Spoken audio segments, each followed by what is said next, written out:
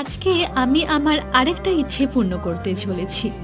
আমার অনেক দিন ধরে ইচ্ছা ছিল আমার দিদিকে একটা ডায়মন্ড নোজ পিন গিফট করার। তো জব পাওয়ার পর যদিও এটা একটা উইশ ছিল আমার, মানে আমার সব কটার উইশের মধ্যে এটা একটা উইশ। তো দেখো এখানে আমি, মা, দিদি, প্রিন্স সবাই বেরিয়ে পড়েছিলাম। যেহেতু আমি আর মা দুজনাই দিদির বাড়িতে ঘুরতে গেছিলাম, তাই পারচেসটা দিদির শ্বশুর বাড়ি চন্দননগর থেকেই করেছি। তো আমরা চলে গেছিলাম সেনকো গোল্ডেন ডায়মন্ডসে। এই দেখো, এই যে নোজ পিনটা দেখছো, এটা পারচেস করেছি দিদির জন্য। তো আমার তো খুবই পছন্দ হয়েছে এবং আমার দিদিরও খুব পছন্দ হয়েছে। দিদির এক্সপ্রেশন দেখে তোমরা বুঝতে পারবে। ওই দেখো মিচকি করে এটা হাসবে, দেখো কতটা খুশি। আর তারপর বাড়িতে এসে একটুখানি পরেও নিয়েছিল।